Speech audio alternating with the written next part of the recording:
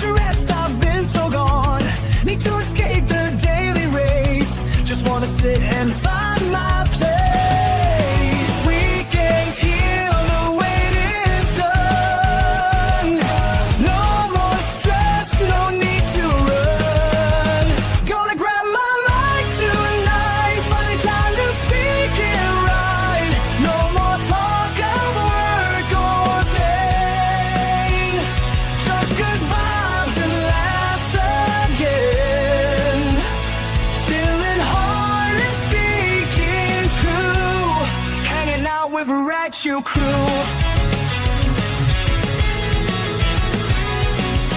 Hoping Wave will play it nice. Clear as day, no static twice.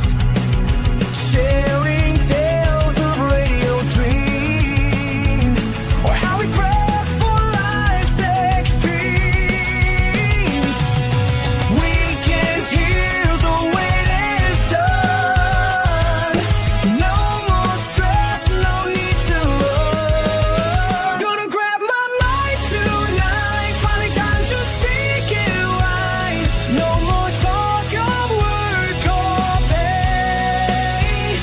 Just good times and laughs again. Chilling hard and speaking true. Hanging out with my Ratchet Crew.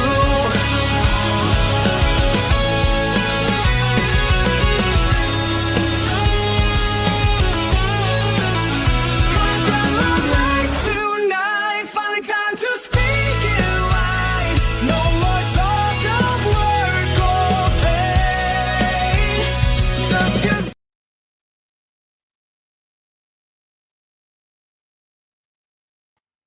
Man, I wish I'm unmuting everybody for you. I wish it would unmute. Oh, Third you got verse muted. there, but hey, Holy everybody.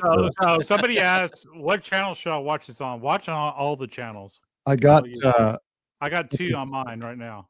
I got these headphones that say super bass, and all it sounds like that it's in my ears is like cymbals and driving me crazy. Anyway, welcome everybody to Sunday Night Rag Chew.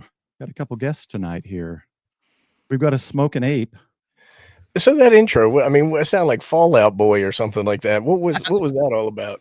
It was total Fallout Boy, wasn't it? The intro was AI Fallout Boy. I don't know. That's It what sounded AI, like some It's probably- Fallout Boy. that's what AI came up with.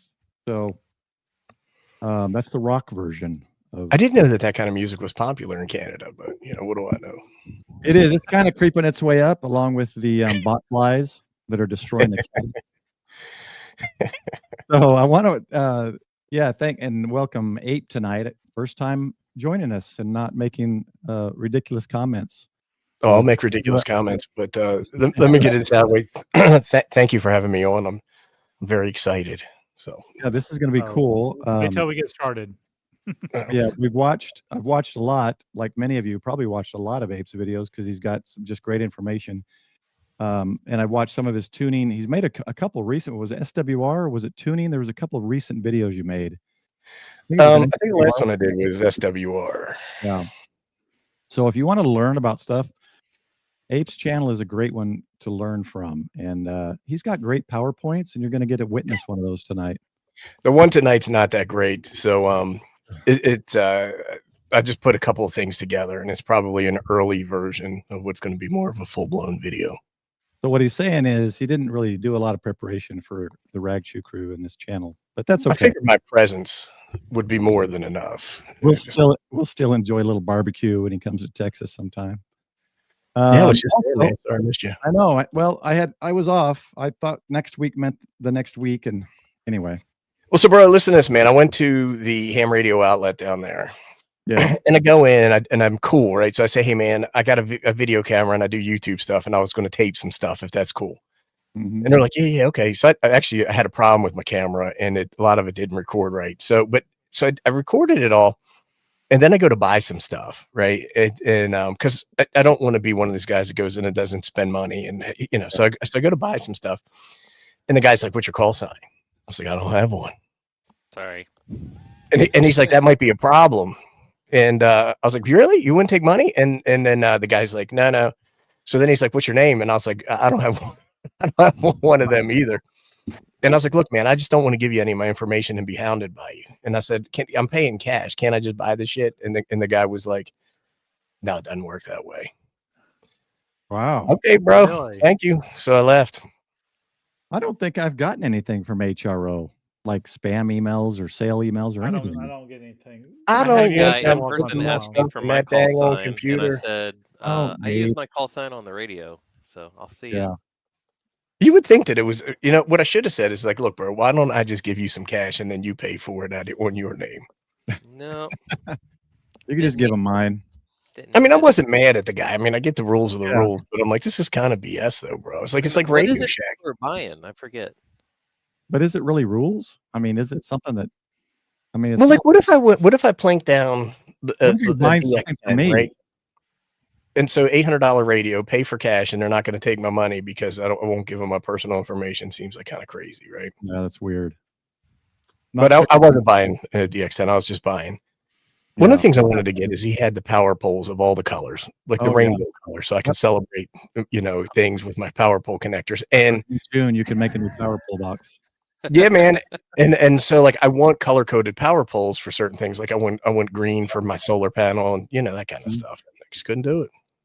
Yeah, that's where I got Oh, I my. thought yellow was the universal power pole for solar. Well, I That's- look at solar as green energy. Well, Ape loves the Oh. planet, so he looks more at being green. But yeah, that's where I got all my color poles as well. It's there's a baggie of them. Then you get some larger size one too. Is it what are the large gray ones? I always forget. The Yeah. 40, the 50 amps or maybe 40 or 50. 50. Yeah. So Maybe you just wanted my contact info. Don't so you worry, could call me. XT60 boys. you might I'm want on it your to. side here. Nice. Screw those power pole kids. They ain't got Mhm. nothing on us. So we So- want to welcome Ziggy as well, and he's got my favorite microphone tonight. I love that little thing. I remember the first time you had it on the stream, dude. I was like, "What in the hell is that?" Yeah. It is so funny looking. Either that or Great. Ziggy's just extremely large. Actually, it's on top of a camera that Ape gave me. It is actually the eye in the sky. Oh my gosh! Yeah, but you guys don't see that. So it's wrapped on All a you network cable see or USB cable. is that. That's perfect. funny. That's It's a hilarious. cute little microphone. It Well, you actually guys- sounds better than the one I'm talking on, believe it or not. I think you were using it that time when I watched your stream a while back. Yeah, you guys said it sounded better than my high dollar Sounded- microphone. It sounded great. So last week, if we remember, we were doing some antenna modeling, and we had some good fun with that. We did So great. there's been a lot of question too about SWR, and I got to make the antenna resonant and blah blah blah blah blah.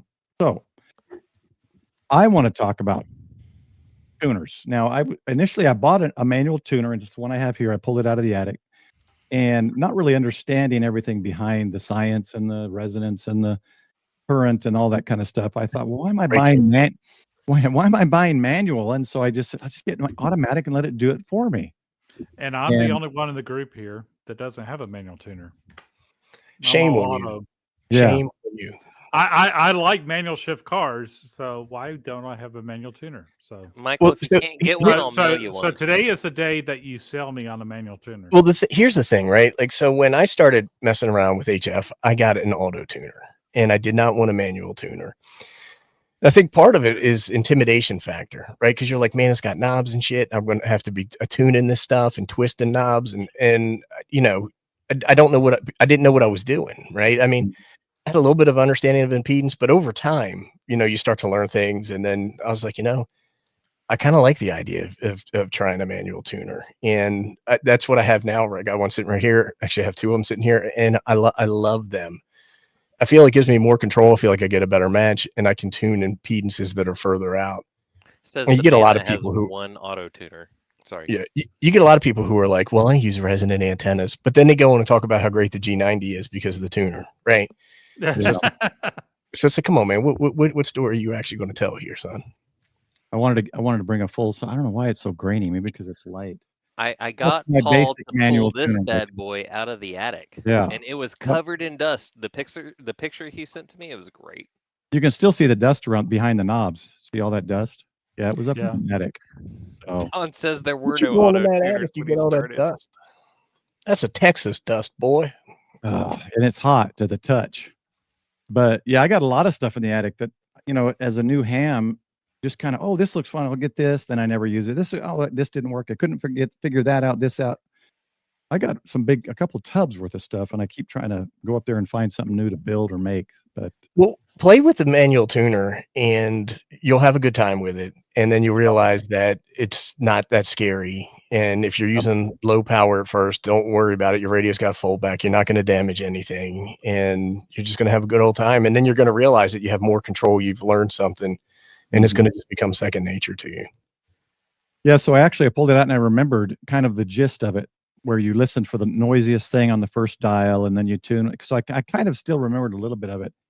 And I tuned in it was like a 9 something to 1. And I was like, I got it down lower, then I tuned it down. It was down 1.2. I'm like, oh, okay, this is kind of cool. I'm liking this again. So that's when I was thinking, or it was before that, but thinking, let's get Ape on here, the master tuna, and we're going to tune a fish with a smoking ape. But Yeah. So what we'll do is a little bit of, quick, though. I just want to, because we're talking about manual tuners, but I received some information like back when you first started ham radio, you were recorded as you liked automatic tuners, if I'm not mistaken. Is that fair to say? Like in the beginning, when you were really young, starting as a ham radio operator? I mean, I've got some video evidence if you want me to play it. No, I'm not going to deny it. I mean, I'm sure what I said is that I'm lazy and I'm greedy. And I went the path of least resistance, and I get multiple bands on my 9-to-1, and I have an auto tuner, and it just switches stuff for me. Right. That's probably exactly what I said. Can I go? They sent the video clip to me. Let me go ahead and play it. It's going to be AI. I know it. I was always a disciple of use an automatic antenna tuner because it's fast. It's easy, right? You don't have to do anything. You just change frequencies, key up, and it's done. That seems legit. Yeah, so that's real. That was legit. From about 40 or something years ago. So would you say you've changed your stance since that moment? Yeah, I would. And I think everybody evolves as a ham over time, right? Yeah. You learn, you grow, more things become apparent to you, and your sphere of understanding increases over time. And I don't have a problem with with an auto tuner. As a matter of fact, I have an auto tuner set up. If I travel pretty often for work and I go on vacation a lot too. And I will take my radio and I'll take an auto tuner just because it's super easy. And if I'm trying to FT8, like for example, on a bunch of different frequencies, I can operate a lot faster if I'm crunched for time. Mm-hmm. All that said, I prefer a manual tuner and believe that that's the right way to go.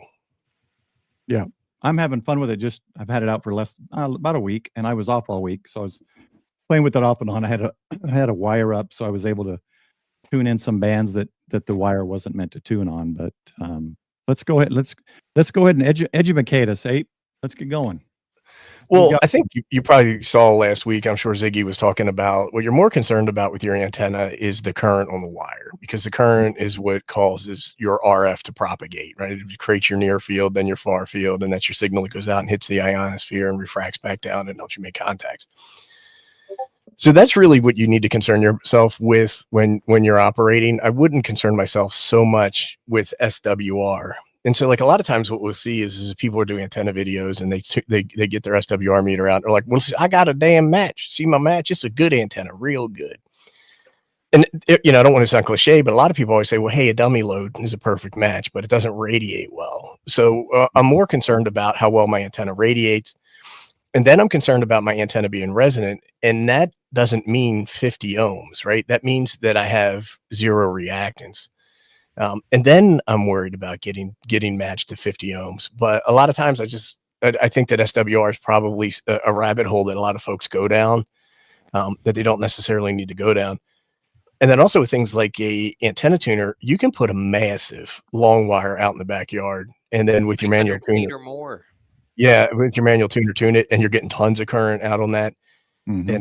and making good contacts. And the other thing I always tell people is that a lot of the old timers, the OMs, and you know, it's fun to bash OMs for being grouchy and crabby and all that kind of stuff, but there's a lot of experience there that we should glean information from. Is they use Middle of doublet nowhere. antennas, and the doublet antennas, you know, generally aren't resonant on very much, Mhm. right? So they use a manual tuner to get a match to make the radio happy. And what you want really is you want full power transfer from your radio to your transmission line or to your load, depending upon where you put your tuner or matching device. And that's what we want. So if I'm pushing the key and I want 100 watts, I want 100 watts hitting that wire, and that's my primary thing right there. Yeah. I got a I little can bit. say, I can just it- what you're saying there. I can say all my entire, I don't know, 12 or 13 years as a ham. That has been my focus. Oh, I got to get that SWR. I got to get that SWR to one. You know, that's the only way to do this. You know, not really understanding the theory behind it. Besides, in spite of being an extra. So yeah, I'm the same as many, if not most hams, where it's got to be resonant or it's not going to work right, or it's, you know. Well, then, that's what people repeat what they heard, right? So you hear somebody that you trust because they sound smart, right? Or because they're exuberant and have energy, and they say that, and then it becomes that, hey, well, I'm really only worried about that. So, like, if I was really concerned about my antenna and how well it was performing, I would take a field strength meter, right? And I would measure the far field plot, understand my takeoff angles, and I would understand where I have nulls and where I have peaks. And I would surmise my antenna's practicality that way. I wouldn't hook an SWR meter and test it. The only thing SWR tells you is power transfer from one medium to another, typically from your radio or your tuner to your transmission line. Mhm. So when you're saying the peaks, so like when we did the antenna modeling last week, would those peaks he's talking about, Ziggy, be those when we were looking at the lines, The big lobes. the lobes when we're looking at the lines, or is it looking at the 3D radiation pattern? I'm talking about the 3D radiation pattern. Oh, okay. So probably Well, the they're one lines and that the you were, same, technically. yeah, well, the lines that you were looking at were probably the current, right? The currents, right? Oh, okay. And so that current is impacted by all kinds of things. I always say your rusty Buick sitting out in the yard, anything with reactance in the near field, your ground, how many radials you have down. So even though you might have a whole bunch of current coming off your antenna, it still might not propagate well because it's all being absorbed by the ground, right? So that's why I always talk about counterpoises and ground planes and things along those lines, because that helps you get that current from being absorbed into the ground, or that radiation from being absorbed in the ground out into the air. Okay. And Michael, just keep watching I can watch a little bit too, because Ape's going to be doing most of the talking, but watch for questions and stuff. Well, I'm not answering any questions. Yeah. We just like to put them up on the Well- screen, and then we get rid of them really quick and move on. I'm asking the questions around here. So yeah, Well, I so mean- this is really cool, and Ziggy got me kind of started in stuff because he has this big loop up and all this. It's not like he put a loop up that's, oh, I'm going to make this loop resonant on 160 meters, and so he's got me. He kind of started my interest I in wasted the. too much. Yeah, go ahead, Ziggy. Go ahead. Oh, No, go ahead, because I wasted too much of my life worrying about SWR. And then when I finally started playing with a manual tuner, I realized that a manual tuner was the piece of equipment in ham shacks from the very beginning of ham radio. It was your transmitter and then your matchbox and then whatever you just happened to have. Yeah. Old hams didn't chase SWR. They were just trying to make it all function at all. RF's gonna RF, right? You just have to give it enough wire out there to get out. Just a bit of Transmatch, that's housekeeping. correct. Just a bit of housekeeping because I'm monitoring the questions. We're using StreamYard for the first time in how many months, Paul? So since May. not all the chats are going to all channels. Now, if you make a chat, say on my channel, it will show up on the main chat that we're watching, but it's not going to show up on the Prep and Paul, and vice That is- versa. So yeah. just be aware of that. But we are getting your questions as they Hopefully you're come. watching. Yeah, just watch all of those if you can. Yeah, Um, watch both channels. Are So basically, what last week and this week my focus is for us to kind of rethink, which is what Ziggy's kind of taught me, is kind of rethink the way we approach antennas, where you create the antenna with modeling software that you want to create to get the effect you want, and then you use the tuner to tune it. So, That's my thought of this entire time. It's a question. Well, Hollywood it's had just the the next best step example. in Hammond, right? You're learning something new, and then you're going to incorporate that into your operating philosophy. Yeah. Hollywood had the best example where you go straight from your radio to transmission line and then the antenna. That's like top fuel drag, right? That's direct coupling in really? between the engine Mhm. and the tires that meet the road.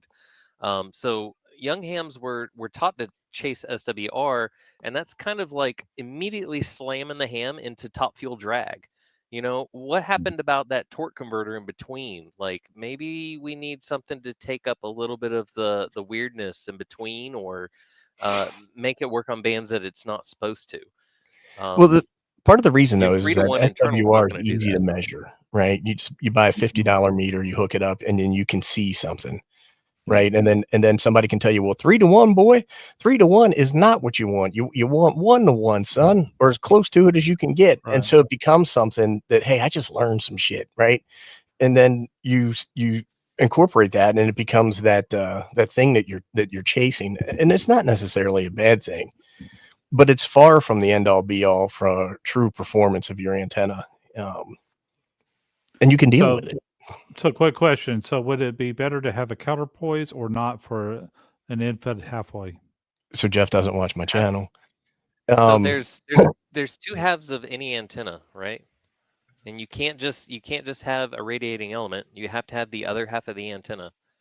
And for any infed, there has to be some other half of the antenna. And for infeds, it just happens to be really short. Or it's going to be the third conductor on your feeder, which is the outside of your coax.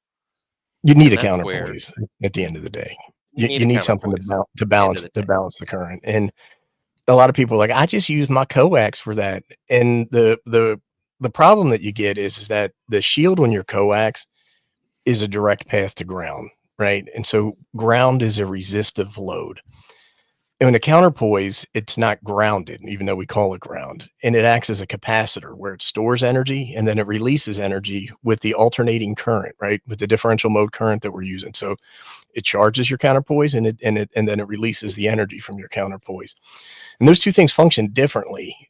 You 100% should be using a counterpoise. And I'm shocked. So when somebody's selling an antenna and they tell you no counterpoise needed on this baby, they're full of shit. They're either being deceptive or they're ignorant. Like Ziggy said, there's two halves to every antenna. If you cut one off, you got a problem. That current's going to go somewhere, and it's going to be, and it could come back to the shack and actually shock you. So Don's talking about an elevated counterpoise. You can have elevated counterpoises. It Yeah. essentially becomes an element at that point in time. If you have it closer to the ground, it's capacitively coupled to the ground. I would actually recommend you have more than one counterpoise. I remember. Multiple length radials and multiple length counterpoise is the ticket, guys, because RF's going to choose the path of least resistance, or more specifically, the lowest impedance path, and it will then steer you in the right direction from there. So that's a big part of the one antenna that Ape and I were talking about that I designed, called the Zigzag, where it's actually not, it's an infed, but it actually has two radiating elements that parallel each other. And if you model it on different bands, you'll watch the RF choose and radiate on both, but it's going to radiate more on one than the other because RF is lazy, guys. You need to remember RF's going to pick the simple path, right? I remember That's modeling. how everything works, right? The path of least resistance. Bricker House is saying that he always uses one, but there are people who swear by not using them, they get contacts. I'd love to hear their technical reason for not using them. And I got contacts is not a technical reason, right? That's anecdotal evidence that something happened. And I'm sure you can see on YouTube, it's very vogue for people to tune up shopping carts and street signs and fence posts and tractors even. And they make contacts. But the thing is that doesn't make it a good antenna. It means that you made contacts. I wonder just how many more contacts they would have made had they choose to use a counterpoise. I mean, it's just science, folks. I mean, it's as simple as that. Don's asking where the poise is on his delta loop. Different antenna, Don. We're talking about infeds. A delta loop is a full wave, typically, and but It's it has also one. electrically a dead short. Right, it has one, right? So you have 2 inputs to your delta loop. Right. You So have there's 2 halves, right, that right, meet to a that halfway. are connecting, and when you get towards where they connect, you have a super high impedance, so the current stops going. Does laziness count as an option? Yeah, but that's it, right? I mean, if somebody's not using one, it's one, either somebody compelling told them not to and they didn't need it, or they're just being lazy. You I know, mean, it's really I used your Aries, the Aries you guys sold, and I have the that one. 91, right? I think it's got a 25-foot, maybe 17-foot counterpoise. I can't remember. It's probably 17 is what we Yeah, typically 17. start with. And I have the Reliance Mini Bug Out Mini, and that doesn't have a counterpoise. And I need to try to compare those, because what I do is I hang it out the window, right? So I thought, well, the Bug Out Mini is going to work better because I'm just going to have the counterpoise just rolled up in the room here. I don't have anywhere for it to go. But I think I should do a comparison of that just to see if it's better to have the counterpoise anyway and kind of just string it out in the room, or non-counterpoise, outside of a wall of a hotel. Yeah, somebody was saying that Artemis has a 17 as James. And so with all of our kits, we would sell them with a 17-foot counterpoise. Okay. And I think what we say in all of them is you may have to tune that counterpoise. The Mhm. reason we pick 17 is because it's a quarter wave on 20 meters, right? And it's just easy math. The mundane. Technically, your counterpoise on an NFET is supposed to be 5% of the length of the lowest wave that you intend to operate on. Interesting fact about the counterpoise for an infed is that it is technically a random wire, because we are trying to provide the lowest impedance path for the other half of the antenna. So it's real strange, right? The infed half wave is like, we're chasing like a harmonically perfect kind of thing, but the counterpoise is a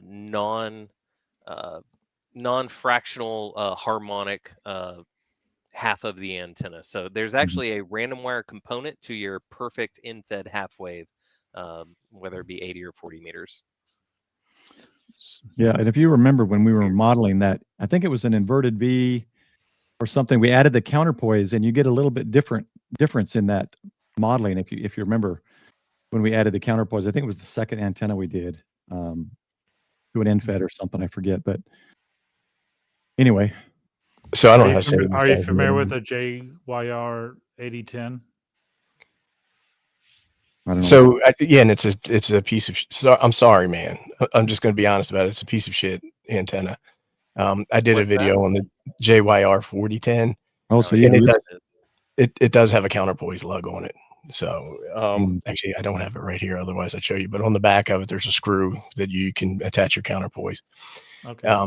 So what people do again, they allow the coaxial shield to become their counterpoise, which actually makes your coaxial cable part of your antenna system, and it will radiate and receive signals. And that's a little bit of a problem. And somebody on here was saying, Zavani, I don't know how you say that, Xanavi, No, this was saying something along the lines of, so don't you turn my NFED half wave into an off-center fed dipole? That's Yep, what you sure exactly shit what it is. do.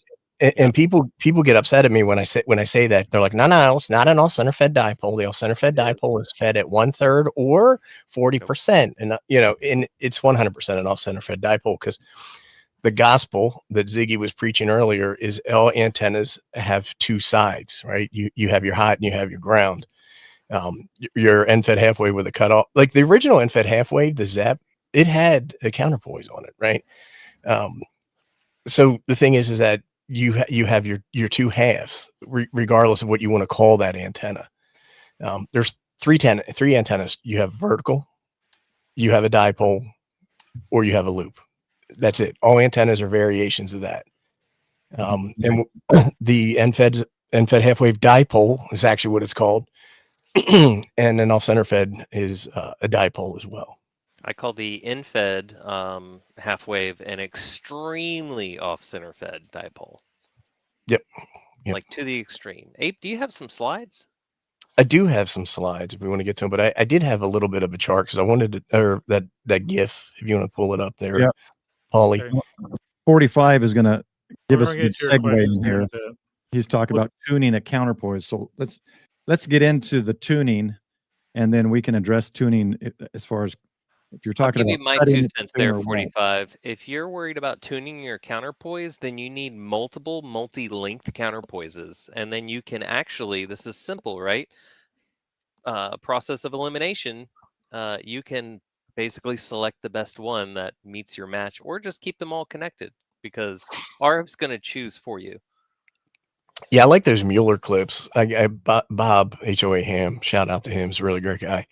He showed me those, and they allow you just to clip on counterpoises, so you can have a couple of different sizes of it. But so for a random wire, I don't tune my antenna and I don't tune my counterpoise. If it doesn't work, then I'll go into diagnostic mode and see what I can do. But generally speaking, I cut it to the recommended lengths while accounting for an approximation of velocity factor. Throw my counterpoise on there and have at it, let my tuner sort it out. Right. That never had a problem. With an end-fed half wave, I will tune via the counterpoise, but typically, like I mentioned, if I'm having problems with a 17-foot counterpoise, then I'll cut it to 5% of the lowest wavelength that I'm going to operate on, and then make adjustments to my element after that.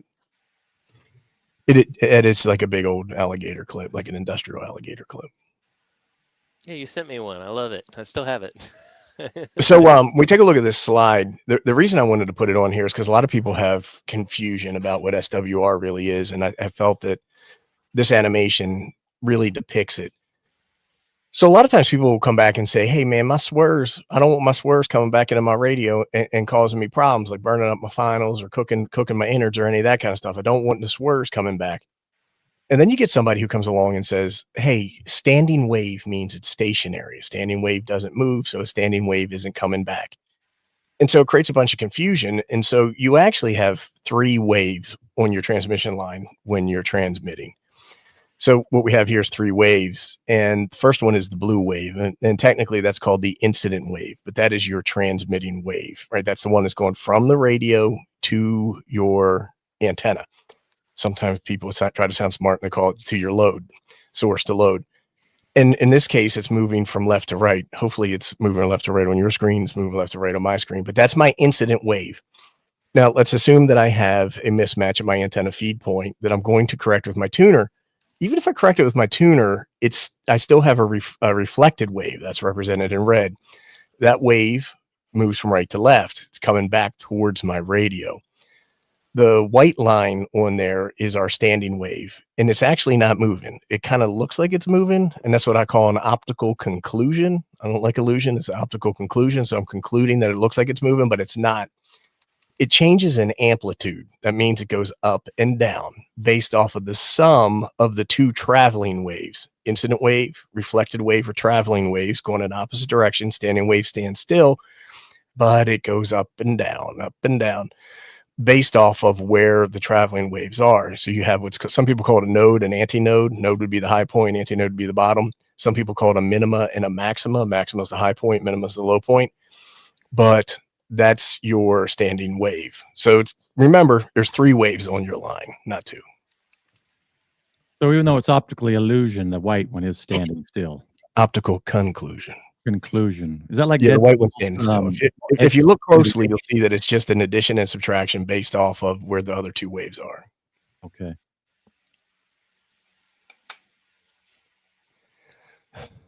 That's a lot of talking, man, and it's hot in here. Well, that's good. Yeah, I think I need my. You're on the 3rd floor now, ain't you? Yeah, I'm gonna have to have some more of my sippy cup over here. Okay. All right. If you want to pull up the slides, we can talk a little bit through those. But I want to make sure we have plenty of time to get to our practical demonstration. Yeah. So I want to talk a little bit about how antenna tuners really work. And so the first thing I put on there is common misconception. Many hams mistakenly believe the tuner tunes the antenna directly rather than the system impedance seen by the transmitter. Now, I know that there's going to be some pointy head people in here who have heard other pointy head people talk about Reflections 1, 2, and 3 by Walter Maxwell. In Reflections 3, he evolved his thinking to the antenna tuner actually does tune the antenna system. So when he talks about the antenna system, he talks about tuning the coax, any transmatch, balun or unknown that you have, and your antenna in and of itself. I don't believe that. So to me, tuning your antenna is physical manipulation of your antenna. I trim, I add, I change the way it's mounted. I raise it, I lower it. That's tuning your antenna. And the justification I use for that line of thinking is that when I tune a guitar or a piano or any other stringed instrument and I want it to resonate at a particular frequency, I either shorten or lengthen the length of that cable or that wire. And so I don't believe that the antenna tuner tunes my antenna. What it does is it creates a match condition between my transmitter and my transmission line, or if it's mounted at my antenna, between my transmission line and my load or antenna. So what you want your tuner to do is manipulate the impedance and create a 50 ohm resistive load at the transmitter. So when we talk about a resistive load, that means it's absent of reactance. So we have two different types of reactance. We have inductive and we have capacitive reactance. And I think we get into the differences and why that's important, but you really don't need to know that. What you need to know is what your tuner is doing is saying, hey, all the power is going into a resistive load, and the tuner is now forcing that, minus some loss to ohmic heat, I'm not going to say that that doesn't happen, into my transmission line. On the output of your tuner, what it creates is called a conjugate match, which is a mirror reflection of the input impedance on your antenna. And it starts to sound really technical, really complex, but just it's a mirror image of what's going into your antenna. When you have a conjugate match, that reflective wave, the red line that we were looking at before, comes back and it hits that, which is a new impedance mismatch, and it does a U-turn and goes right back the other direction. And that's a good thing, because that means that power then makes it back to your antenna and then gets radiated out into the air, to the atmosphere and up to the ionosphere. It's not a signal booster. So a lot of people say, hey, well, when I use my antenna tuner, I hear things better. You hear things better because you don't have an SWR mismatch. There is a potential for hidden losses. Mismatches between the tuner and the antenna can lead to the standing waves and loss of energy in the feed line. And so when we talk about this, the standing wave in and of itself, that voltage that goes up and down, can exceed the voltage limitation of your transmission line. If that happens, you can have dielectric breakdown, and you can get an arc or a short between your conductor and your shield. And that's a bad thing that it can happen there. Also, if you do have a super high SWR on your antenna, if you're tuning something crazy that's way, way, way out, that back and forth, that ping pong that I talked about, can create heat inside your transmission line, which causes it to perform poorly, which creates, what do they call that? An escalated and exponential heat map on that, and it can cause loss that way as well. Burnings. That's all I got for this slide. Oh, that's the only one I have. Is that it? Oh, maybe it's me that has to. Yeah, you got to. Yeah, just go ahead and it should. There Yeah. we go. Hold on a second. So we talked a little bit about what the antenna tuner does. It adjusts your impedance. I'm not going to go over that. And we talked a little bit about that resistive load. So what it's doing is it's reactive. It's canceling your reactance. I talked about inductive or capacitive reactance, which are things that exist in AC current. It doesn't exist in DC current. So what we want to do is we want to cancel that. Now, a lot of people will say, well, how does an antenna tuner that is made up of reactive elements, right? So you have inductors, you have capacitors. Those are reactive. They're not resistive. A resistor is a resistive element. They'll say, well, how in the world does a reactive element make something resistive? And what it does is it rotates your phase angle. So in an inductive condition, your voltage leads current leads voltage, and the reverse is true for a capacitor. And then when your voltage and your current are out of sync, you create reactance, which creates an impedance mismatch.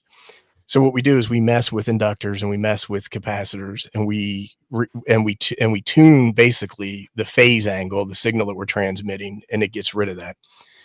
Now you can really see this rotation on the Smith chart. So as part of the demonstration, I asked Prep Ham Pauly here to set up an NOVNA to his manual tuner to his antenna. And we're actually going to see that live.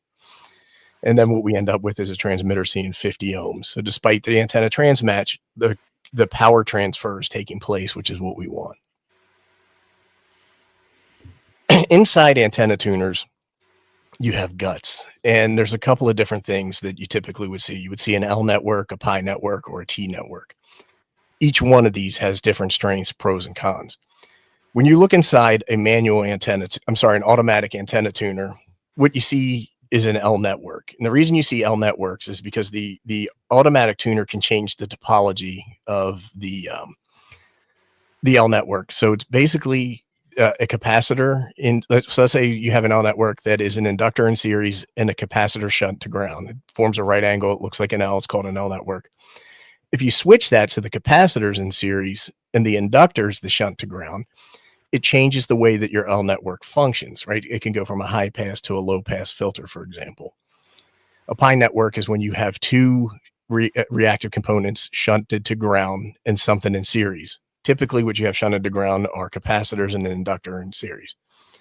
The T network is two reactive elements in series, one on either side, and then one going to the ground. And it looks like a T. And it's typically an inductor shunted to ground with two capacitors in series. I know I said a lot, and that sounds pretty technical. Does that make sense to everybody? Oh, 100%. It's perfectly clear. I get it all now. I can show. No, there's a lot. There's a lot. You know, some people will, some people won't. You know, I'm very basic in my electrical skills and knowledge. So some things kind of like, okay, still don't quite get, but I get the gist. So I don't know if you want to put me on the bigger. Yeah. I'm sorry. I think I have to get rid of that and then do this. Okay, I wanted to make sure everything made sense to people, so I broke it down very simply. I got my 24 pack of Crayola crayons, and what we'll do is we'll just take a quick look at a couple of different things. So let's just say we have our transmission line, right? So we have, this would be our hot, this would be our ground. This is the symbol for source. So this is the source of power going into our transmission line, and then over here we have our load, which would be our antenna, right? So that should make sense to everybody. Mm-hmm. Well, L networks look like this, right? So that's the sign for an inductor, and then this would be the sign for a capacitor. So it forms an L. This is in series. This is shunted to ground. Now, conversely, I could remove this, and I could put a capacitor here, and I could remove this, and I could put an inductor there. Or I could put this one in series down here, and I can change all those configurations, and that gives me a lot of ability. You can't really do that easily with a manual tuner, but you see this in the automatic tuners, and this is why people say things like, damn, that tuner on that 10-to-1 on my G90 can tune anything. It'll tune a wet noodle. It would, you know, and all that stuff. And it's because that you have this ability to manipulate those configurations and tune things differently. I talked a little bit about a T, right? And so the T, you have an inductor that's shunted to ground, right? And then up here you have your hot line, and then what you would typically have is a capacitor on either side like that. And then when you look at your pi network, let's get this over here so folks can see that. You typically would have a capacitor here. You would have a capacitor here. And then up here, you would have your inductor. And that actually looks like the Greek symbol for pi, right? Makes sense? So these are the topologies that we typically see in terms of impedance matching networks in antenna tuners. This is the most common you would see in a manual. This is what you would see in an automatic. This one you would see in specialized manual tuners, and they're typically significantly more expensive. Hey, you got two purples there. Well, look at that. They ripped you off. Well, this one says Is it a different kind of purple? They look the same. No, sure they're going to be do. different. I guarantee it. Someone in the crayon factory. Blue, violet. Hey, what's the other one? I got to know this. This is bugging me. It's violet something. Violet purple. See, told you they were. See, told you they were different. All right. That's how they get you. If we were doing It four, is how they get you. I could have understood. All right, so let me pull my OBS up and let me go You want back to my webcam. Do you want that PowerPoint back up or no? Yeah. All right, let's do this. All right, so hopefully that made sense to everybody. I'm not trying to overcomplicate things. So we talked a little bit about this, so we're not going to go deep. Resonance means for an antenna is there's no reactance. And when people say, I only use resonant antennas, an antenna is only resonant on a particular frequency. We cheat a little bit and we get near resonance on harmonics, like the odd harmonics on an infed half wave, for example. Let's see. Understanding impedance, it's resistance plus JX, and that's your reactance. So impedance components is Z. That impedance is the symbol Z is for impedance, which is the sum of resistance. So that's up with that R plus X plus your reactance, which is J. Positive J is inductive, negative J is capacitive. So when your reactance equals 0, that's when you're resonant. It has nothing to do with being 50 ohms. It's the absence of reactance. I'm not going to talk about this because we're going to pull up the Smith chart anyway. Conjugate matching and phase rotation. I covered all that already, so I don't think we need to do that. Standing waves in the feed line problem. We covered that with our animated GIF. And here's just a little summary I put together: manual versus automatic tuners. Manual tuners hire a wider range of mismatch than automatic. Some automatics can do more, but you're going to pay a lot more for them. Automatic tuners are fast. That's why people love them, and they're easy. Manual tuners require no power. Automatic tuners require power. In an automatic tuner, you have these little relay switches in there, and there's two different kinds. There are latching and non-latching. So you want latching, which means it holds its last known configuration. Reliability: manual tuners are highly durable. Automatic tuners have electronics that can fail. When you go to somebody's old ham shack, the tuners that are around that are ancient are always manual tuners. Now, people would argue and say, well, it's because they didn't have automatic tuners. But the manual tuners last forever. Cost per watt, manual tuners are more cost effective, especially when you start talking about 1,000 watts, 1,500 watts.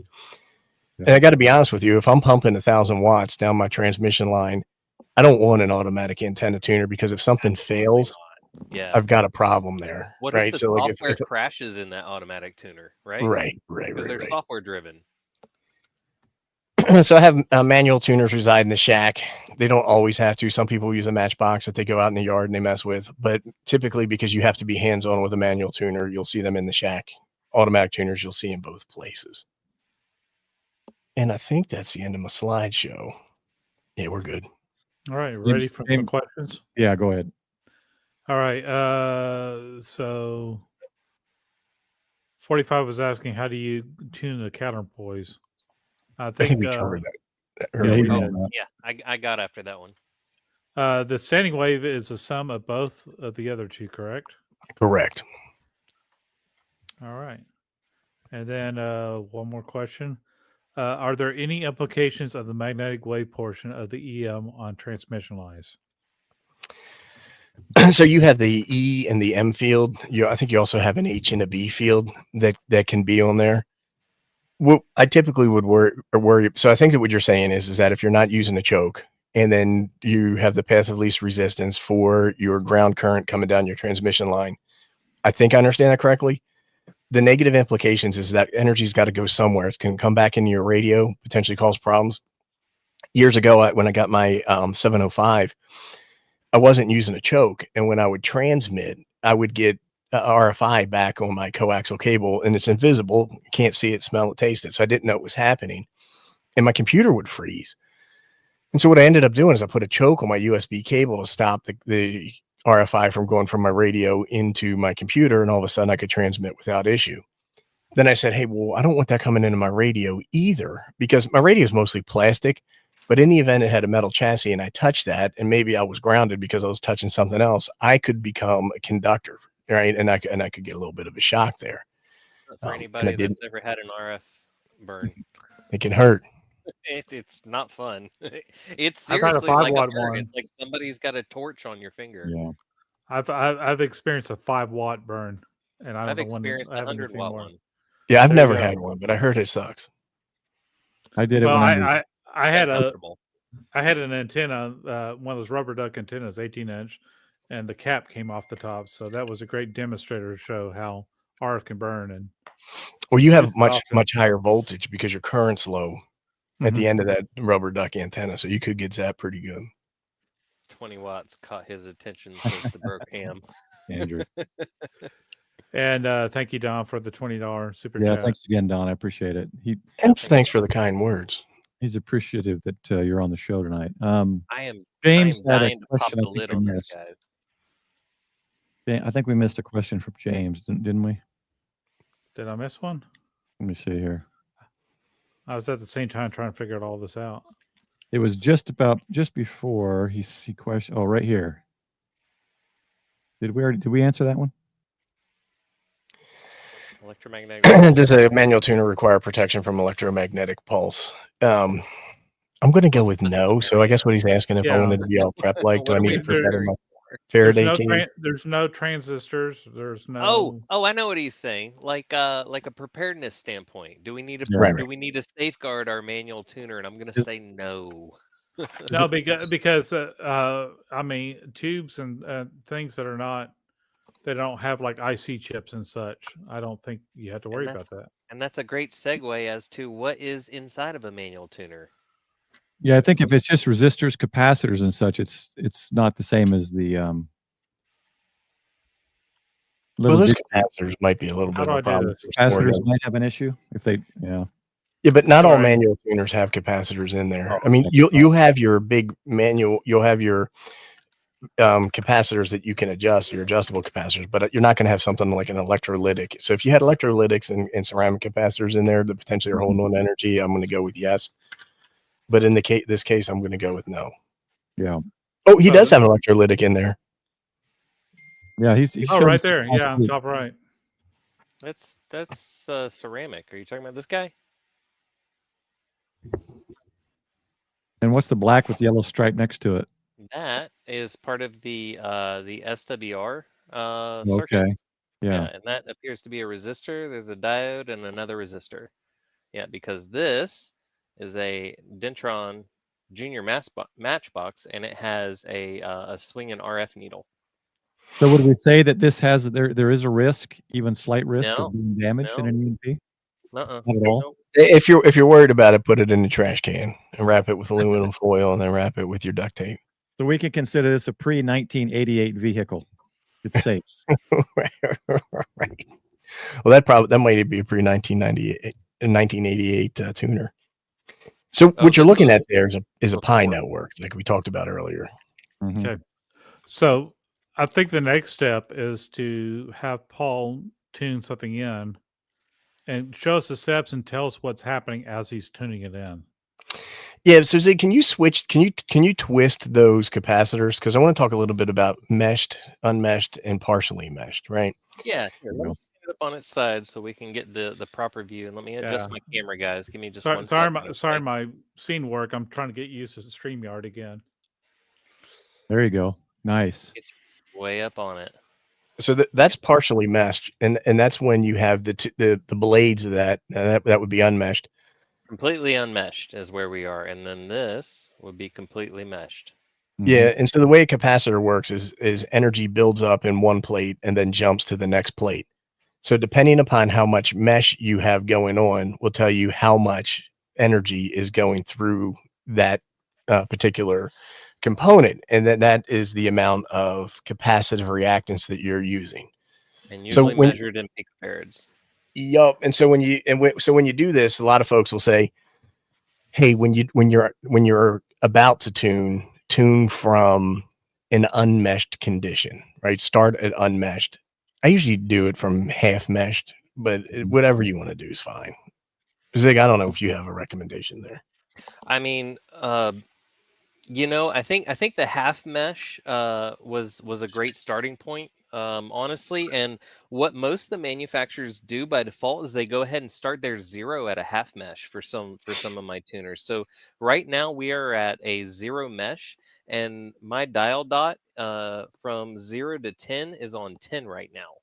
So believe it or not, 0 on this Dentron is fully meshed, and 10 right here is completely unmeshed. That's exactly how MFJs work as well. Yeah. So, I can never remember which one's which, so I just started 5. I can't either, and I read on an MFJ manual one time. Go ahead and start at 5 and 5 on both of them, and work your way from there. Yeah. So the first thing you do is you tune the inductance, right? And on this particular tuner, what he has is called I want to call it fixed inductance, but that's not right. It is stepped inductance. So he's got a switch on the front of that. This is not a roller inductor, which is continuous inductance change. So when you turn that induction right there, do not do that while you're keyed up, because you're going to create a problem. Unkey, change your inductance. And so the first thing you want to do is you want to tune your inductance till you hear maximum noise. That's what they say, or lowest SWR. Once that's done, then you fine tune in your other two capacitors. Now I have to admit something. As if we're in ham church right now. I actually do tune hot. I usually do about 1 or 2 watts, and I will hot click my inductance while I'm keyed up. I do not recommend any of you to do this. This is just something that I do, and I found that it works great for me. My 7300 can take a little bit of a whoops-a-daisy at a few watts. As I do click around the dial here, it's not going to hurt it. Now, if I remember right, and I could be just not remembering right, but I think it told me to go to AM and do it, or no? Is that wrong? You need a so Carrier. sideband's not going to work, right? Yeah. You have to go to either FM or AM. That's going to be a full duty cycle. Yeah. And so you could do low watts just like hold a CW key down or something would be easier than. You There's sure a could do transmit that. button. Yeah. There's a transmit button on my radio. Or you could use the tune button on Oh. your WSJTX. Yeah, right? or RIDI works as Got well. it. You're absolutely Okay. right, James. Anything that sends a tone or sends a carrier. Yeah. Yeah, usually with anything if we don't know what the name of it is and Ziggy's doing it, I just put Zig or Ziggy in front of it, like a Zig conductor or Zigductor, and I usually can. And Don's asking if you can hot tune with a roller inductor, and the answer there is yes, right? Because you're not creating an open condition. Right. Right. So the risk is that when you hot tune the stepped inductor, you run the risk of arcing, because the energy is coming in and is running right through that inductor, and it's got to go somewhere. There's a few milliseconds of basically an open antenna. Yeah. And I guess that's why that first step is to not hit the button and listen for the highest noise floor, right? And then you're not in a high dangerous SWR. Is that kind of the point behind that? Well, the tune in the inductor first, you should get your SWR lower, more manageable, Yeah. and then you bring it in. We'll see this when we switch to your screen when you're showing us your nano VNA connected into your tuner. All right, we good here, guys? We're Yeah, good. that's awesome. All Yeah, right. after he showed me this, it made me excited for the next Hamfest, because I usually don't buy anything. I'm like, I don't want anything. Now I'm going to This be is like, the only thing I Well- look for at Hamfest, guys. This is the only thing I look for is for manual tuners, because Okay. this is a lost art, in my opinion. It is. So, for me, can somebody tune up a frequency right now and show me how do I do it?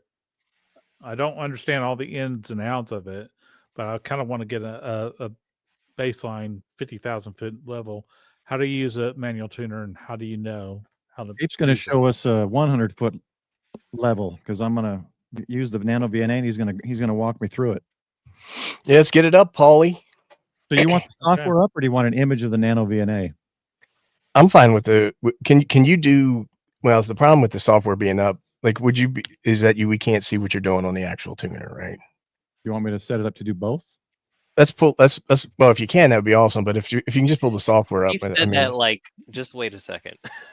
he's like, he's like, hold my Labatt's. I got this, guys. Hollywood gives me his blessings, everybody in the chat. 1 to 2 watts is okay. No problem. That's good. Yeah. Listen to Hollywood. He knows. Yeah, and Jeff's saying that some of the MFJ roller inductors are contacts on a wound coil. You're 100% right, bro. High wattage tuning is probably not a good idea, no matter what kind of tuner you have in front of you. Even the auto tuners don't do that. Always tune at a low level. What I'm saying is that if you have a stepped inductor in your manual tuner, don't be like Ziggy. Yeah, I love Ziggy, but I would say that what he's doing is a high risk thing that as a good citizen I can't advocate. Now, have I had a few Miller Lights and done it? Sure, but it's not something we want to do all the time. I don't have sir. this, I was going 2 miles an hour, not 100. So here's what we want to do, Paul. Let's go into display setup in the lower left-hand corner. All right. Let me hold on. Let me make sure my Lord have mercy. I did tell him not to do it. No, I just want to make sure my other camera's going here. James Roberts is asking if we're monitoring the chat. I'm doing my best, bro. But technically, this isn't my screen. I'm company. It's Michael's. Yeah, it's Michael's job, so we can. Well, I'm trying to learn at the same time here. So we are monitoring the chat. And if you check out my tuner playlist, I'm not trying to plug my channel or anything like that. If you don't want to watch, Oh, don't. you have a channel? Yeah. But James, I have a huge list of all this tuner stuff. Playlist that it will cover all of it. Yeah, if you go, yeah, he's got. Anytime I put a search in for like how to do something, Ape's going to be one of the top videos that comes in. All right, here we go. Let's see if that works. I didn't, Don.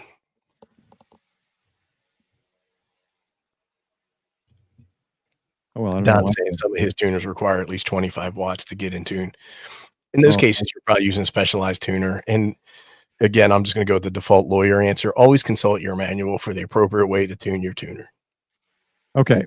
If the project cam pops on, it'll pop on. If not, okay. Okay, so click display setup. Okay. And then I think you can scroll down to display charts. And then where you have S21 gain, turn that off.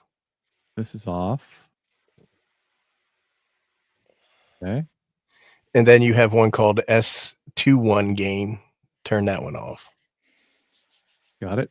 And then you have one that says S11 return loss. Change that to Smith chart. There we go. Nice. Okay, now you're good. You can close it out. All right. So Don asked if we saw his question. I missed it. I apologize. Can you hot tune with a roller inductor? We covered it. We did. Okay. Now you might want to mess with it. Now in the center of your screen, you have your marker table. If you put your mouse on the right-hand side of that, you should be able to slide that marker table over to the right. A little bit more. Go to the go left, go left, go left. I'm sorry. There you go. You just added that double and slide it left. I mean, there you go. Like I that. don't know why. Yeah, that's fine. I don't know why you're. Do I need all this crap? You don't. Okay. We're just be looking at the graphs, right? So let me just try to do this. All right. And so with your antenna, what frequency are we going to try to tune? Well, let me show you. You're not connected to your VNA. The VNA is connected to the computer, not the antenna. He's asking, is it still better to have a tuner closer to the feed point, or is an external tuner just another myth? My personal opinion is that closer to the feed point of the antenna is less SWR on your transmission line, and that means less peaks and valleys in voltage and stuff like that, and less back and forth. So the answer is yes. A tuner to your antenna feed point is probably the best. Oh, here's the problem.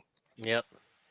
See, he starts with this kind of crap, and now we got. Hold on. No, I just wanted to show you what SWR we're dealing with. Hold on.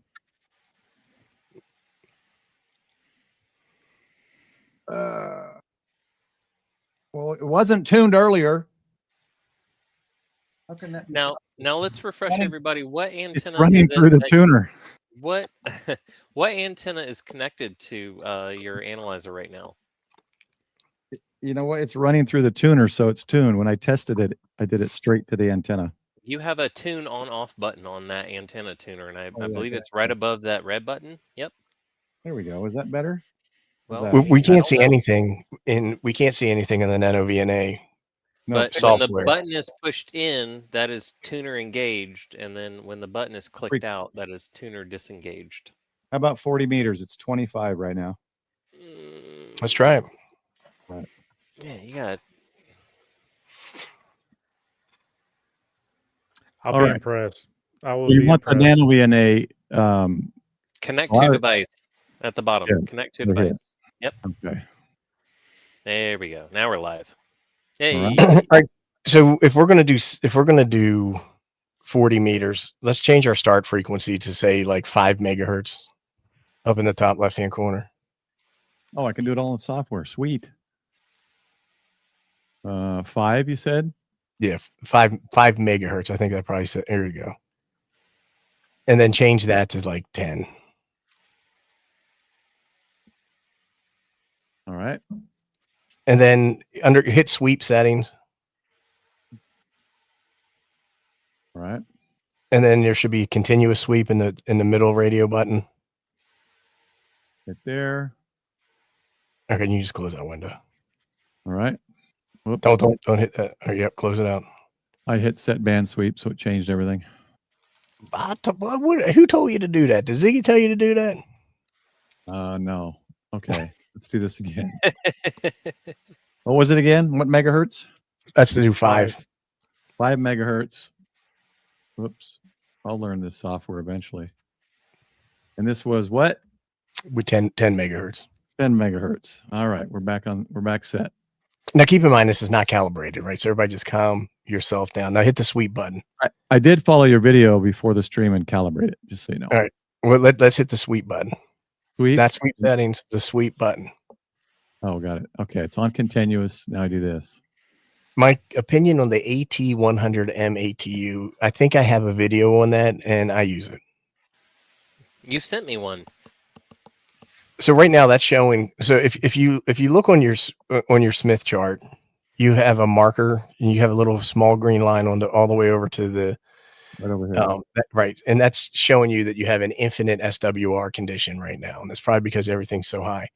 Yeah. On the other chart where you have your S11 VSWR, you can see that there's actually a dotted line up there, which means that it's beyond what the Nano VNA can display on this particular chart. If you right click where it says S11, right here, yeah, you have something that says data access. Yes. And then I think you can change that maximum. I think you can change it past 25 if you click that. And just type in 50, for example. All right. So you're actually beyond 50. So you're sure that your tuner is not bypassed right now, right? It should be bypassed. I think he bypassed it already. It's bypassed now. Yeah. You need when you push it in, the button needs to be like engaged into the tuner, and that's when it's engaged. Yeah, unbypass it. It's sticking out now. It's tuned. It's on tune. And nothing changed. Now start twisting your inductor. Do you have are you plugged into the right port on your Nano VNA? It would help if I'm plugged into the Nano VNA. Oh. Good gracious! I'll tell you what. This is why we're plugged into a rig expert. Still the rig expert. Am I? This is what I get for dealing with amateurs. S11, right? There you go. All right, there we go. All right, so we got a little bit of a challenge here. Besides me, where you have hit stops, hit the stop for your sweep. Okay. And then see where you have segments. It says 1. Change that to 10. Go up. Segments. Keep going up a little bit more. Up. Yeah, there you go. Change that to 10. Oh, down. There you go. Right where it says segments. SEGMENTS. Can you spell that?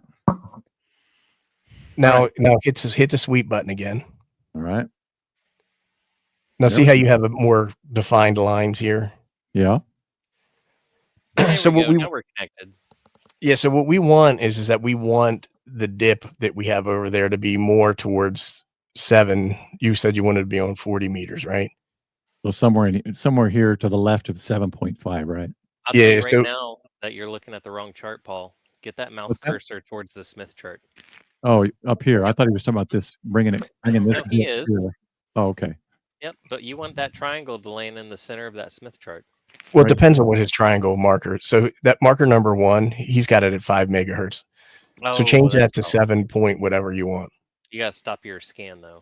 So I would do 7.074, which would be the 40 meter FT8 frequency. Okay. Perfect. Yep. And now hit sweep again. Okay. Okay, so that red marker, we want that in as close to the center of the Smith chart that we can get it. Right now, it's off the chart on the one that's below there. So let's go ahead and move that. I get that a lot though about this my YouTube channel is it's off the charts. Yeah, I'm sure. So let's adjust the inductor. Okay. And then make sure your capacitors are 50%, right? So you want them at 5 because the capacity. You're talking about the yes. So mine are labeled transmission and antenna. You only have two. And then I have the inductance. Okay, so transmission's radio, antenna. So transmission and antenna are capacitors. The inductance is the. There we go. See how we're starting to come in here. Now, what is your inductance at right now? The inductance is at letter You E, know, whatever that is. Now, E, what so was that's it? What gonna was be it about before? halfway. I didn't move it. I just moved the other two to number Okay. 5 halfway through. So we're hot tuning. So let's move that inductance to D and see what happens. D, okay. We're hot tuning on some milliwatts, folks. Okay, so let's move it to G. Keep going. Okay. Okay, No, so I- now we're Getting closer. move it to H. H, Let's do Getting move it to closer. I. I,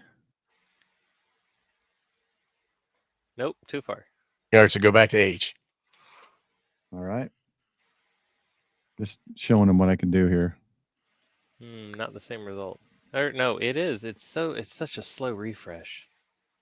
It is, and we can manipulate that to speed it up as You're we get. upside down on Maybe it. we can tighten up the sweep there. We can. Yeah, maybe we should Yeah. do that. You're a little upside down there, Paul. I It's know. perfect. I'm working on it. It's just inverted. It's no big deal. Oh, Okay. perfect. What do you want me to do? I think I'm on. What am I on? I'm on K. No. I'm on H. E, F, G, H. So take the antenna knob, and then you want to kind of manipulate that a little bit. Are you on H? I thought we wanted to be on I. Oh, I thought you said go back. Okay. Oh, No, well, you hold on a told him second. you told him go back to H. Okay, stay on H. Okay, we're on H. So when he's talking Like, about where the did you get this camera? it's just- Timu? this knob is just sets. It just goes around and just changes it to those different inductance. Okay. So everyone knows. So you want me to start with transmitter? Yeah. Okay. And I don't know the lag time here. I don't know how slow I Okay, should go be. the other direction. Lower. This is too painful, guys. We're gonna have to stop this and tighten up that sweep time. Is there a way to speed that up? Yeah, we can tighten up the sweep. Well, there's the two things sweep you can do. You can drop your segments to like 7. How broad is he starting? He's doing 5 to 10. We should do like from 7 to 7. Well, the thing is he's not going to be able to see where the dip is if he does that. Oh, So okay, maybe that's tighten it to 6 and 9. Yeah, 6 and 9. I'd go with that. Or 6 and Not that knob. We're talking about 6. We're talking about 6 and 9 in the software. Oh, okay. 8 Segment megs. Yeah, 6. megs. 6 megs. 6 megs to 9 megs, or 6 megs to 8 megs, because we're doing 7 megahertz here. 8 megs. And then change that segments to 7. 7. Yeah. All right. All right, now hit sweep. Yeah. Okay. It should be a little bit quicker. All right, so let's talk about what we see real quick. And what we see is that your marker, the red marker for the frequency of interest, Mm-hmm. that is below the equator on the Smith chart. So you're more capacitive than inductive right now. So what we want to do is we want to lower our capacitance. So you would think that you'd want to turn those things down, but actually to lower it, you want to turn those knobs up. So that would be the first thing that we want to do. And did your marker move? So your marker's now at 7.18. So you must have done something. So change that back, and you can do this hot. So you just these are still at 5, so I moved them back to 5. Do we want to leave them right there in the software? Marker number 1 says 7.18. We want to say 7.074.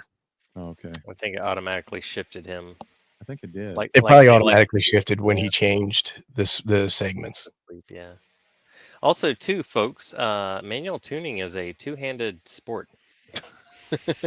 Well, give me a break. Okay. Okay, so it should be going a little bit faster. So what I would do is I'd take a look at that inductance and turn it, if you're on H, turn it to G for a second and see what happens. Okay. There's G. It went up a bit. That might even be fine there. Let's go back to H. Okay. He's so damn close. I bet you he could tune that in with the capacitors. I bet he could too. Yeah, nope, too far. Oh, that's H. Go back. Go back to G. Now this looks like a giant pain in the ass, but the first couple times you do this, you can remember what the settings are for your antenna on the tuner, and it becomes Oh much yeah, simpler. you're so close. Yep, you should be able to fix that. So look at let's adjust the transmitter side and just slowly go up and down, very slowly, and we should be moving that dip to the left is what we want to have happen. It's Okay, so that's you want to go the other direction. Okay. Yeah, keep going. So we're trying to bring that dip further to the left with the inductance, right? Yeah, keep With going. the capacitance. I mean the capacitance. The on mine it says the transmitter, I guess. You're doing great, Paul. Keep going. Okay. Put that triangle down there in the basement where it belongs. Now here's the other thing: is these two dials will spin continuously. Yeah, Correct. but look where now. So you went a little too far. Okay. So split the Let me bring baby it and up a hit little the other bit. capacitor.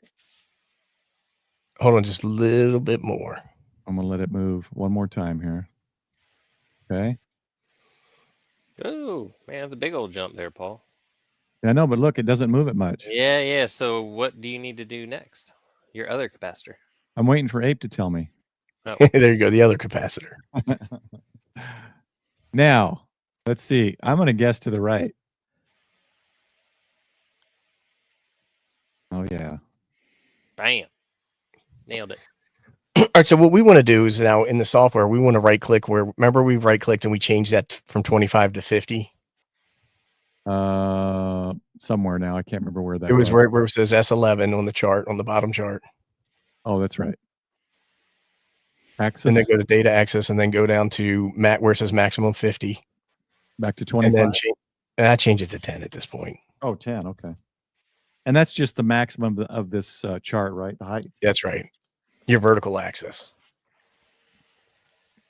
There we go. Okay, cool. Okay, so now it's going to be even easier to manipulate this as we zero it in.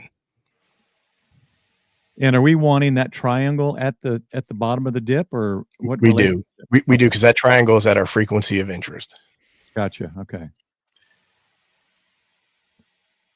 And have we decided that FT8 is what we're trying to do tonight?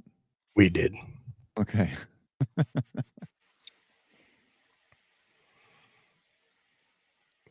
Now, we hid your marker table, so we can't see what your SWR is. I see that upper line is 2.5, so he's under 2.5. Oh, is that on the camera? Let me get rid of the camera. Hold on. I just wanted so people could see what I was doing there. That's fine, but remember we slid the marker table over. Do you remember that? Oh, now do you want me to show that again? Yeah, if you can. If I can grab it. No, it's not moving. Do I have to stop sweep? You shouldn't have to. Oh, there we go. That's good enough. Is that enough? Okay. So that should tell us. Oh, you got to move it just a little bit more. All right. I think it's in steps. I think it'll go one more step over. Oh, there we go. There you go. So right now you're at 1 to 1.7. Right here? Yep. Okay. So what you can do now, and like look at your red marker and see how close it is to the equator. So on the equator means you're not inductive and you're not capacitive. You're still slightly capacitive. You can see that in your marker table. So if you look at where it says impedance, it gives you an ohmic number, and then it says negative J131 ohms. Okay. Yeah, that's right up here. So we're close to where we want to be. Now, most people would want to win a 50 ohm match. So what we can do now is we can go back to making adjustments of the inductance and see if that makes any difference here, because now our inductive composition is different because we've changed our capacitance. All right. Should I go towards J or should I go backwards? You pick. I don't know what it's going to be. All right. Let's go to H. Or no, this Okay, you don't want to go that way.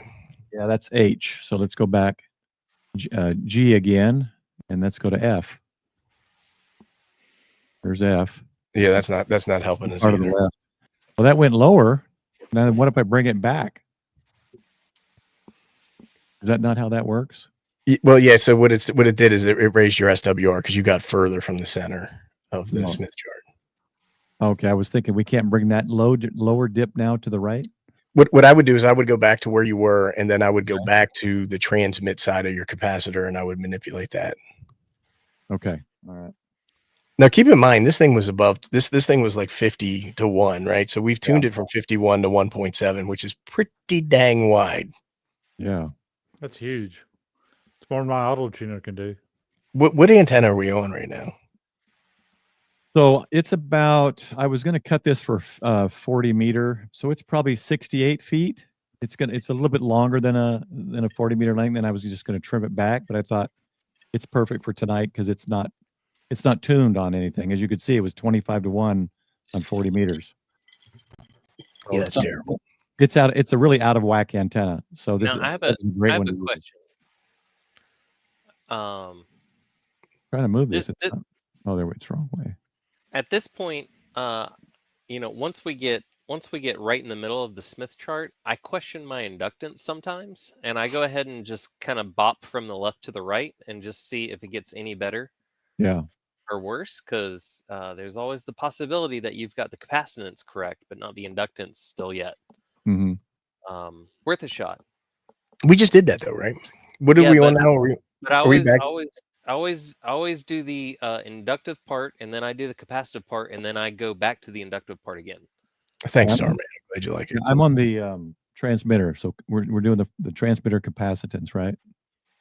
And it is bringing it down. What I'm saying is, just for fun, just on the inductive side, just click it one to the left, and if it's bad, go back where you were, and then click it one to the right, and if it's bad, go back to where you were. All right, so that's bad. Now try the other side of that. And that's bad too. All right, so that's how I can tell you that we are on the right path as far as the inductive setting. So by doing that, we know that this is the best inductance setting. That's what I'm well, but you could if you went back, where were you just now? I think it was H. Yeah. Oh no. Sorry, it was F. That's F. Okay, so right there, you actually have a dip that's lower than where we were. So you could go back to manipulating the capacitance now. Okay. There we go. Yeah. That's what I was trying to get at. Just because you got it matched on one inductive setting doesn't mean that there's not a better one somewhere else after you've played with it on the capacitive side.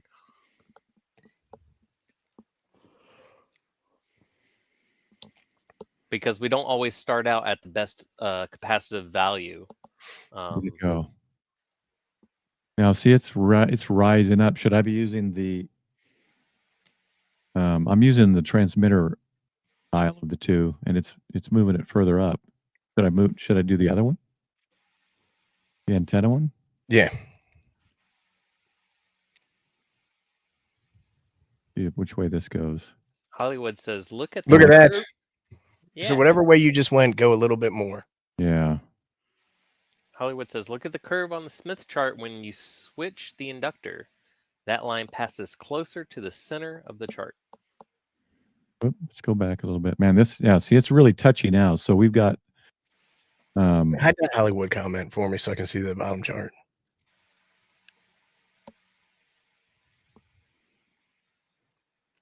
There you go. Here we go. Oh man, now that's even better. This is really touchy right here. I gotta just barely turn it. There we go. Look at that. Just whatever direction you just turned it, just do it just a smidge more. Oh, go the other direction. Went too far. That's pretty good.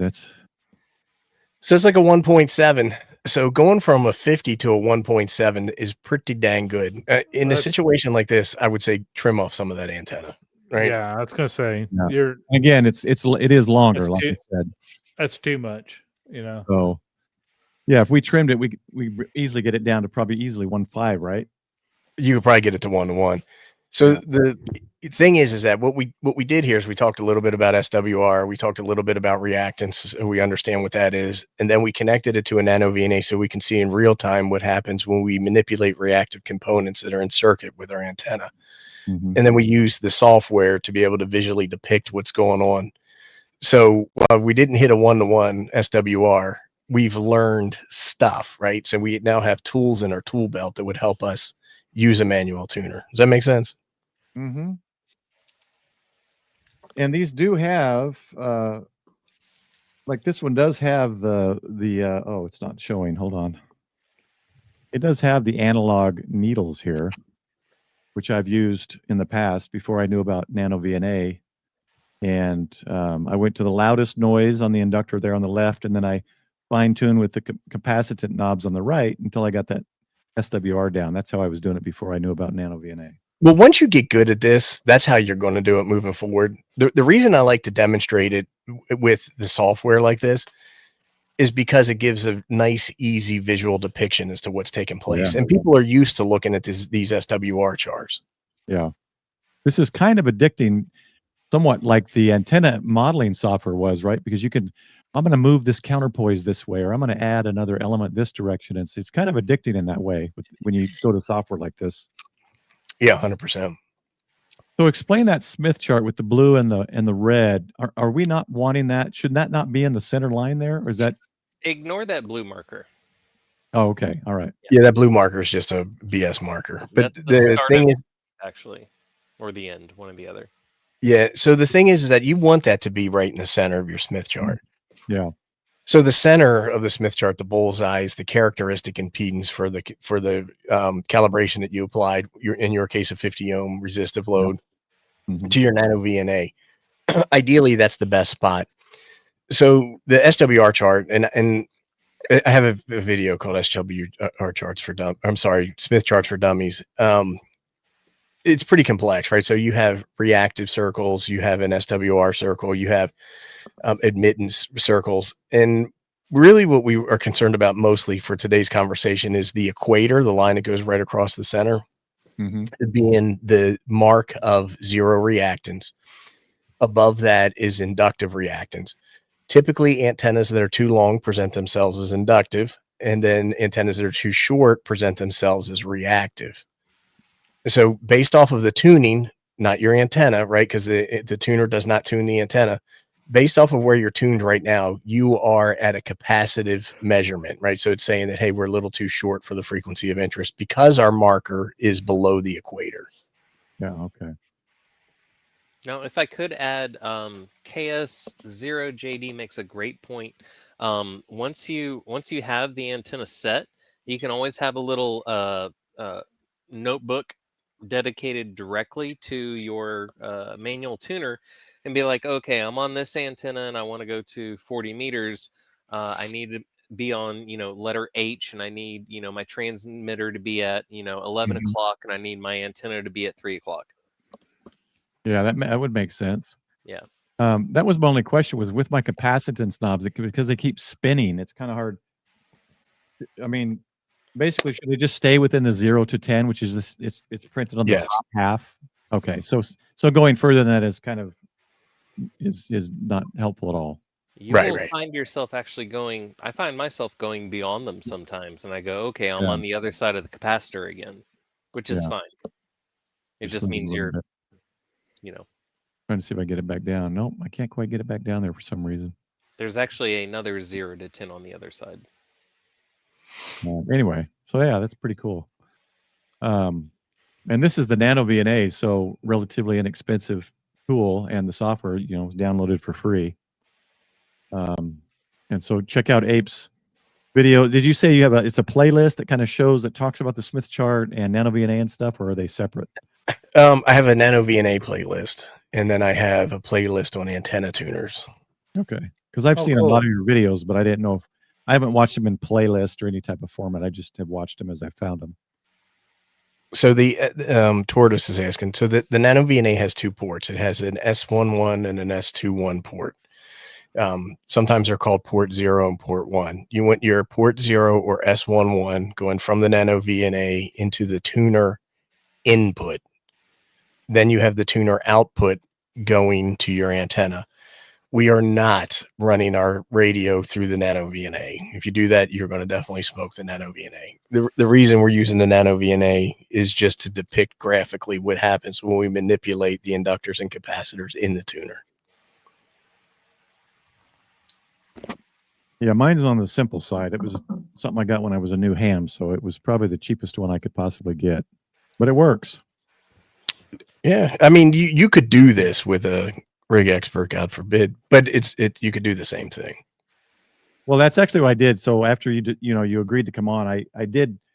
It was a different antenna I pulled out. It was like a 9-to-1 or something. might have said this offline.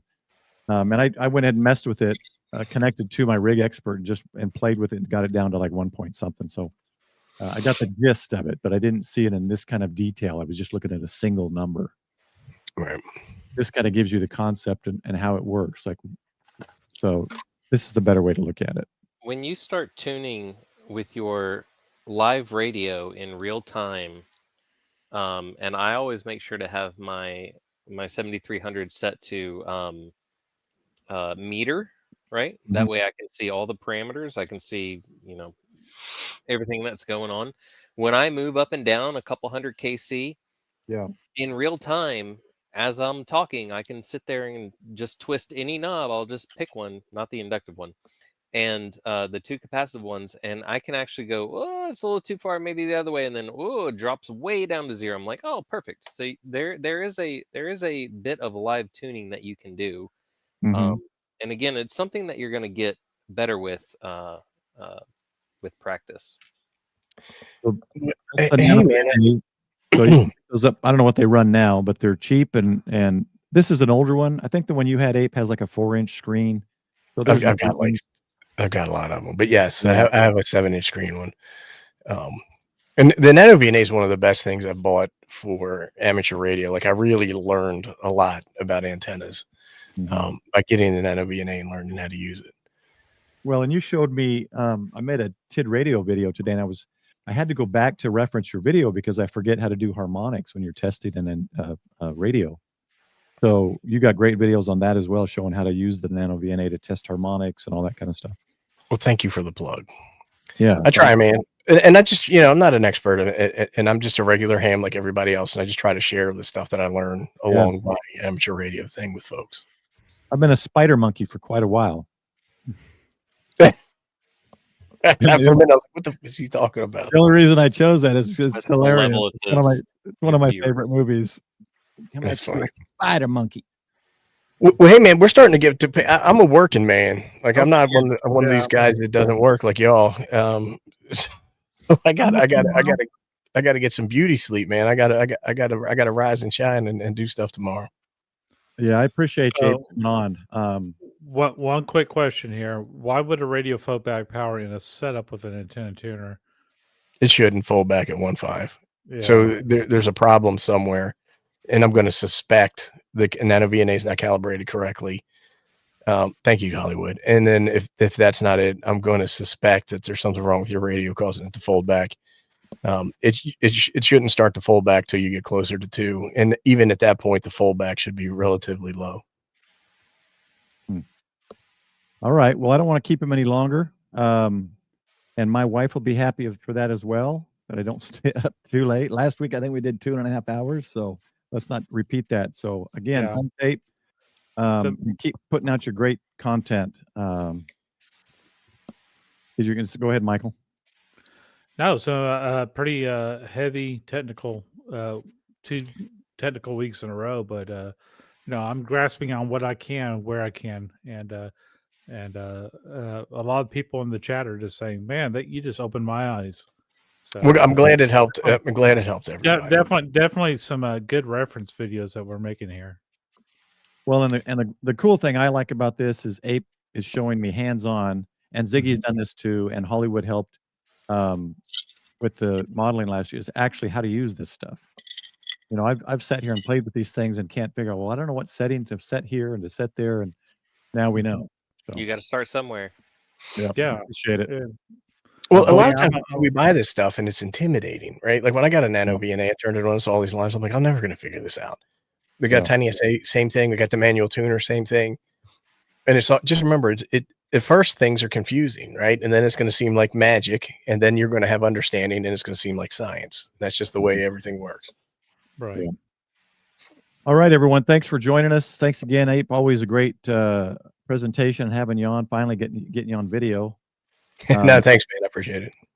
And we'll put to rest that you are a manual tuner, man. Not. I was always a disciple of use an automatic antenna tuner because it's fast. It's easy, right? You don't have to do anything. You just change frequencies, key up, and it's done.